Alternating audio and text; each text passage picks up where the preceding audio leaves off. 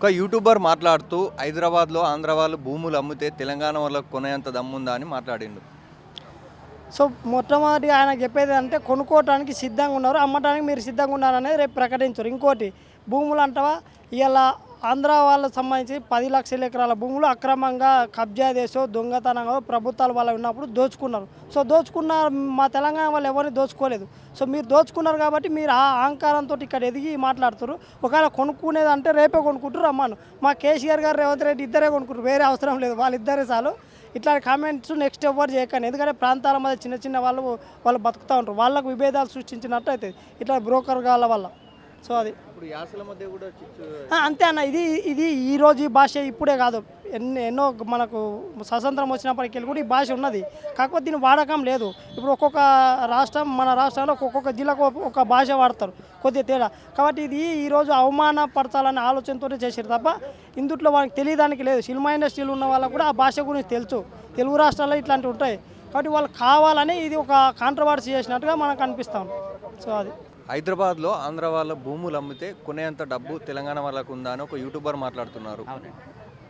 అది మహేదర్ మాట్లాడాడండి ఆ మాట. యాక్చువల్గా నాకు ఆ మాట నచ్చల. వాస్తవానికి ఏంటంటే మనం ఏదైనా అన్నదమ్ములుగా వ్యవహరిస్తున్నప్పుడు ఎవడో రాజకీయాల కోసం ఆంధ్ర వాళ్ళు తెలంగాణ వాళ్ళు అని వేరు చూపుతారేమో కానీ ఇక్కడ తెలంగాణ ప్రజలు ఎవడో కూడా అటు ఆంధ్రవాడా ఈడని ఎవరో చూడరండి. మనకు మంచి చేసేవాడా మన తోటోడు మంచివాడా కాదనేది వాళ్ళకి. అంతే తప్ప ఆంధ్రవాడైతే మనల్ని తినేసాడు, తెలంగాణ వాడైతే మనకు కంకెళ్ళెట్టేస్తాడని ఎవడో అనుకోవట్లే. ఆ భేదం కూడా ఇక్కడ ప్రజలకు ఎవరికీ లేదు.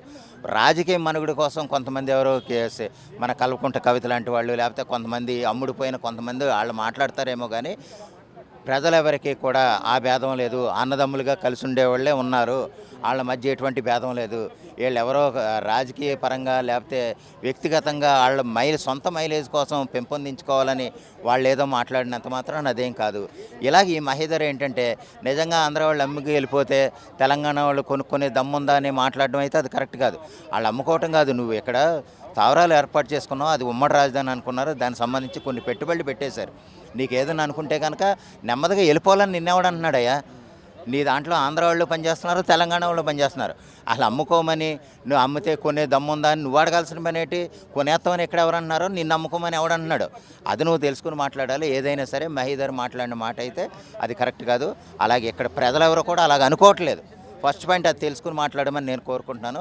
ఇక్కడ తెలంగాణ ప్రజలు లేదా కొంతమంది రాజకీయ నాయకులు కూడా బాగానే ఉన్నారు.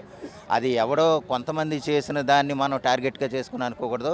ఈ మహేదర్ కూడా ఏదో ఇష్యూ చేయాలన్న ఉద్దేశంతో మాట్లాడటం తప్ప అతను కూడా పూర్తి పరిపక్వతతో మాట్లాడని నేను అనుకోవట్లేదు. అది మాట్లాడినది కూడా సమంజసం కాదు, కరెక్ట్ కాదు.